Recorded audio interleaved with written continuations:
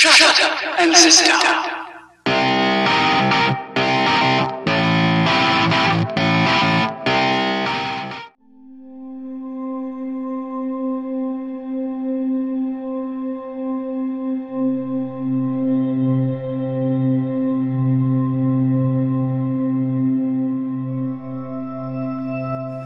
Bago ako magsimula, ay nais ko lamang i-shoutout ang mga bago nating subscribers at ating mga kapwa narrators at YouTubers. Marami pong salamat sa inyong pagsuporta sa ating channel. Simulan na natin ang kwento. Ang kwentong ito ay hango sa tunay na kasaysayan, karanasan at talambuhay ito ng isa sa aking naging kaibigan na masasabi kong kakaiba ang taglay na kakayanan pagdating sa lihim na karunungan. Kung papaano kong nasabi na kakaiba ang kanyang taglay na kakayanan, subaybayan nyo ang buong kwento para malaman ninyo. Kwento ito ni Anwar. Taong 1990, Kuala Lumpur, Malaysia. May mga bagay sa mundong ito na hindi na dapat malaman pa ng isang simpleng tao. Dahil magdudulot lamang ito ng kalituhan at maling pag-unawa. Ito ang mga habilin sa akin ng aking amang imam. Mga kapatid, ang pangalan ko ay Anwar Paduan at ito ang aking kwento. Isinilang ako sa bansang Malaysia. Unang asawa ng aking ama ang aking ina. Opo, nabibilang po ako sa relihiyong Islam. Ako ang panganay sa 10 magkakapatid. 4 ang asawa ng aking ama. Masasabi kong mapayapa at masaya ang pamumuhay namin nung kabataan ko. Pero dahil sa isang pangyayari, nabago ang lahat. Kinailangan naming umalis sa bansa kung saan ako isinilang, kasama ng aking ama at ng aking ina. Siyempre, kasama ang mga kapatid ko. Nga pala, 4 lang kami ang magkakapatid sa nanay ko at ang iba kong kapatid at ang ibang asawa ng tatay ko pinaiwan sa Malaysia. Ang dahilan kung bakit kami aalis sa Malaysia, dahil ang aking ama ay naatasang maging misyonaryo ng kinabibilangan namin. Tumawid kami mula sa bansang Malaysia papunta dito sa Pilipinas, sa kapuluang kung tawagin ay Mindanao. Bagaman baguhan kami sa lugar, nirerespeto ang aking ama dahil sa katungkulan niya. Walang kahirap-hirap ang naging pamumuhay namin sa lugar na aming tinitirhan, maliban na lamang sa lengguwahe. Nahirapan ako nung unang araw ko sa paaralan. Nga pala, nung panahong lumipat kami dito sa Pilipinas, ay nasa 3 taon na ako sa high school. Kaya medyo nahihiya ako kasi hindi ako makasabay sa pag-uusap ng mga kapwa ko mag-aaral. Gustong-gusto kong makipagkaibigan pero hindi ko maunawaan ang lengguwahe nila. Kaya napagdesisyonan ng aking ama Napaturuan ako ng wikang Maranao, ganon din ng Tagalog, at iba pang mga lengguwahe na ginagamit sa probinsyang iyon. Naging matagumpay naman ang pagtuturong iyon at di nga nagtagal ay nakihalubilo ako sa mga kapwa ko mag-aaral. Alam ko, walang kakaiba sa kwento ng buhay ko. Pangkaraniwang kwento lang din ito ng mga kabataang kagaya ko. Yun ang akala ko. Nung tumungtong ako sa edad na 18, tinuruan ako ng aking ama ng mga aral na noon ko lamang nalaman. Nagtataka ako kasi bilang sumasamba sa ilalim ng relihiyong Islam, alam ko ang nilalaman ng aming banal na kasulatang Quran.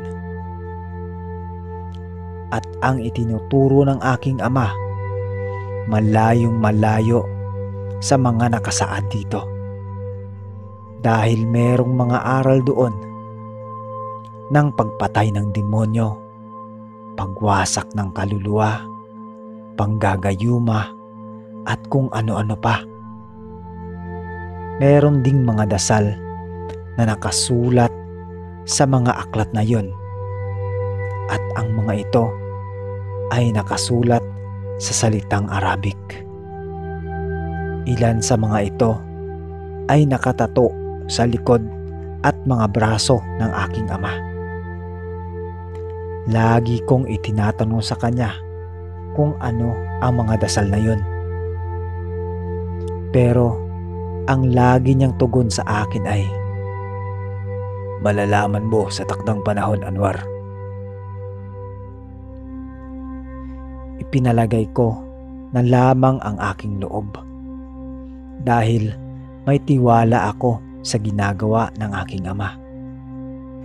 Nagpatuloy ang pagpapakabisa niya sa akin ng mga dasal na yun, hanggang sa sumapit ang isang araw na kailangang subukan at mapatunayan ang mga itinuro niya sa akin. Ganun din ang tiwala ko sa aking ama at sa aming Diyos na si Allah. Minsan kaming nagbiyahe sakay ng aming jeep galing sa isang malayong moske, nang may biglang humarang sa aming mga armadong lalaki. Dalawa lamang kami ng aking ama at nasa 8 ang bilang nila. "Huwag kang bababa. May mga nakatago pa sa paligid at ako ang pakay nila, Anwar. Kaya dito ka lang sa sasakyan." Wika ng tatay ko. Siyempre, sinunod ko ang kanyang bilin. At dagdag pa niya, "Manood kang mabuti kung paano ko ginagamit ang karunungang itinuro ko sa iyo, anak." Lumabas siya ng sasakyan at itinaas ang kanyang kamay nang walang ano-ano. Hinataw siya ng isa sa mga kalalakihan ng bat ng baril. Dahilan para mapayuko ito. Pero laking gulat ko nang lumingon ito sa akin na nakangiti. Nakita ko ito dahil napakaliwanag ng ilaw ng sasakyan namin noong mga oras na yon. At ang lalong nagpamangha sa akin ay nung akmang papasigundahan siya ng hambalos, nang bigla siyang tumayo ng maayos at itinuro ang lalaking umaamba ng hampas sa kanya. Nung naituro na niya ito, unti-unti niyang ipinihit ang kanyang mga kamay na animo ay may pinipilipit na kung ano. Maniwala kayo sa hindi. Hindi na nakagalaw ang lalaking tinutukan niya ng kanyang mga kamay. At kitang-kita ng dalawang mata ko ang pagpilipit ng liig nito hanggang sa tuluyan itong nabali. Dinig ko pa ang paglagutok ng mga buto nito sa liig. Ang pinagtataka ko, hindi naman niya hinahawakan ang lalaki. Katunayan yan, napakalayo nito mula sa tatay ko. Nanlaki ang mga mata ko nang itulak niya palayo ang isa pang lalaki na animo ay tumutulak lamang sa hangin. Naking gulat ko nang may narinig akong putok mula sa di kalayuan. Napalingon ako sa dakong iyon. Isang lalaki ang may hawak ng baril na nakatutok sa tatay ko. Ibinalik ko ang tingin ko sa aking ama na noon ay nakatayo at nakayuko. Nakatingin lang ito sa kanyang dibdib. Napaatras ang lahat nang bigla niyang ipinagpag ang kanyang dibdib na animo ay may kung anong dumi ang dumikit dito. Nilapitan niya ang taong bumaril sa kanya at sa hindi malamang kadahilanan ang lahat ng kalalakihang nakapalibot sa kanya ay nagsipagluhuran habang namimilipit ang mga braso at binti. Maging ang mga nakakubli sa gawing itaas namin.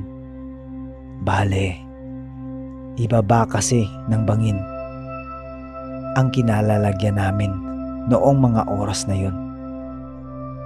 Hanggang sa nagkanda hulog ang mga ito. Nang wala ng mga buhay, maniwala kayo at sa hindi. Napatay ng tatay ko ang mahigit 10 kalalakihan nang hindi man lang niya nahahawakan. Nung lumapit ito sa akin, hindi ko maiwasang matakot sa kanya. Nanigas ako sa kinauupuan ko. "Oh, anak, anong nangyari sa'yo? Para kang nakakita ng orang panyeher," na ang ibig sabihin ay mangkukulam. Hindi nga ba, Baba? Paano niyo pong nagawa yun? Takang tanong ko dito. Hindi tayo mangkukulam, Anwar. Ang mga dasal na itinuro ko sa iyo, ang tawag sa mga iyon ay Doa Manantang. Uri ng dasal na nagmula pa sa kauna-unahan nating mga ninuno na ipinamana sa lahat ng panganay na anak kagaya mo. Dahil may paniniwala ang tribo natin na ang bawat panganay na anak sa ating angkan ay may karapatang mamuno at maging tagapagtanggol ng kanyang nasasakupan. Ayon pa sa aking ama, ito ay isang regalo mula pa kay Allah sa mismong ipinasa sa pamamagitan ng Propeta Muhammad sa lahat ng pinuno ng tribo mula sa hanay ng anak ni Amang Ibrahim na si Ishmael. Magbabalik tanaw tayo sa kasaysayan. Ang tribo ni Abraham ay nahati sa 2 pangkat, ang pangkat ni Isaac at ang pangkat ni Ishmael. 2 magkaibang paniniwala na iisa ang pinagmulan. Balik tayo sa kwento. Nang makarating kami sa bahay, kaagad akong pumasok sa silid ko nibati sa aking ina na nakaupo sa sala. Hindi ko nagawa. Kaya marahil nag-alala ito at pumasok ito sa silid ko. "Assalamualaikum, tertua ko," bati ng aking ina, na ang ibig sabihin ay kapayapaan sa'yo, panganay kong anak. "Waalaikumsalam, ibu ko," tugon ko dito, na ang ibig sabihin naman ay kapayapaan din sa'yo, aking ina. Naupo ito sa tabi ko at nagtanong, "Nak, tila balisa ka. Anong nangyari?" Nag-aalalang tanong nito. "Ibu, ano po ba si Baba?" Tanong ko dito. "Ang Baba mo ay ang pinuno ng ating tribo, maliban sa pagiging imam." "Bakit, nak?" Pagpapaliwanag nito. Kasi Ibu, nasaksihan ko ang kapangyarihan ni Baba. Napakalakas niya, Ibu. Ang agad pumasok sa isip ko ay mangkukulam siya. Dahil talagang hindi may paliwanag kung paano namilipit ang mga katawan nung tumambang sa amin kanina. Unang beses ko kasi noon na sumama sa aking ama. Hindi na ako nagugulat sa mga nararanasan ng tatay mo at panatag akong uuwi siyang ligtas dahil sa angkin niyang regalo mula kay Allah. At alam ko, ipinapasa niya ito sa iyo ng paunti-unti. Ang tinutukoy ng nanay ko ay ang mga dasal at ritual na itinuro sa akin ng aking ama. Pero Ibu, paano ko po malalaman kung kumpleto na ang aral na ibinibigay sa akin ni Baba? Tanong ko sa nanay ko. Sa susunod na Ramadan, malalaman mo, nak. Malapit na. Oo nga pala. Nalalapit na nga pala ito. Kagaya ng sinabi ni Baba, susubukan na namin kung nagtagumpay ba siya sa pagsanay sa akin. At sa pagsasanay na yon, natutunan kong kontrolin ang enerhiya sa loob ng katawan ko na makapagpagalaw ng mga gamit o bagay. Pero ang lahat ng iyon ay pawang hapaw na kaalaman. May mas malalim pang mga aral ang nag-aantay sa akin. At sumapit ang buwan ng Ramadan. Kagaya ng nakaugalian naming mga Muslim, nag-aayuno kami at iginugugol ang oras namin sa pagninilay sa mga bagay-bagay at pagdarasal. Nasanay na din kami sa ganitong gawain tuwing sasapit ang ganitong okasyon. Isang linggo bago matapos ang Ramadan, kinausap ako ng aking ama. "Anwar, handa ka na ba? Malapit na ang pagsubok natin sa kakayanan mo." Wika nito. "Opo, Baba, handa na po ako. Kung ito po ay kalooban ni Allah, tatanggapin ko po ito ng buong puso." Tugon ko dito. Ang hindi ko alam, ito na pala ang pinaka-inaantay na pagkakataon ng aking ama. At sumapit ang araw na yon. Nasa bulubundukin kami.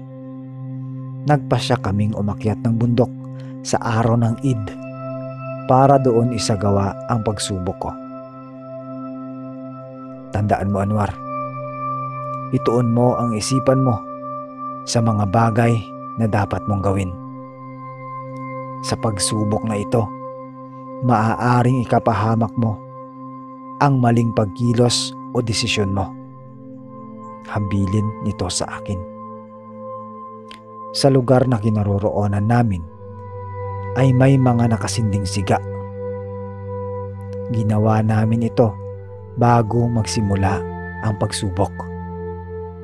At ikinalat ni Baba paikot sa akin ang mga baga. Habang nakaupo ako sa gitna. Magnilay ka, Anwar. Ituon mo ang isipan mo sa mga bagay na dapat mong gawin, hindi sa kung ano ang nararamdaman mo. At habang nasa gitna ako ng nag-aalab na baga, ramdam ko ang init sa balat ko na animo ay unti-unting dumidikit, gumuguhit at napapaso ang likod ko. Maging sa dibdib ko ay nararamdaman ko din ito. Kabilin-bilina ng tatay ko na huwag didilat kahit na anong mangyari. Hanggang sa unti-unting nawala ang sakit na nararamdaman ko. Unti-unting lumalamig ang paligid. Na animo ay nababalam ang apoy na nakapaikot sa akin. Hanggang sa idinilat ko ang aking mga mata. Laking gulat ko kasi maliwanag ang paligid. Wala na ako sa pinuntahan naming lugar. Alam ko sa sarili ko na nasa ibang dimensyon na ako. Ang nakapaligid sa akin noong mga oras na yon ay isang malawak na damuhan. Kaya tumayo ako at nagsimulang iikot ang aking paningin. Nang mula sa likuran ko ay may isang boses na nagsalita. Maligayang pagdating. Mahusay at nakapunta ka sa lugar na ito. Nangangahulugan lang na mahusay mong nagampanan ang lahat ng pagsasanay na ginawa namin sa iyo. Wika ng isang tinig. Pero wala akong makita. Hindi ko alam kung sino ang nagsasalita. Okay, so ayun, hanggang dito na muna yung part 1 ng Anwar. Abangan nyo po guys. Napakaganda ng kwento na to. Buti na lang talagang pumayag tong kaibigan ko na i-narrate natin yung kwento niya dito, or ikwento natin yung talambuhay niya dito sa channel natin. At guys, siya pa mismo talaga yung nagsulat nito. Bali, nag-edit na lang talaga ako. So yun, maraming salamat sa iyo, Anwar. Maraming salamat, kaibigan. Naway pagpalain ka ni Allah at mabuhay ka. Ngayon po, gusto kong abangan nyo lang po muna yung kwento.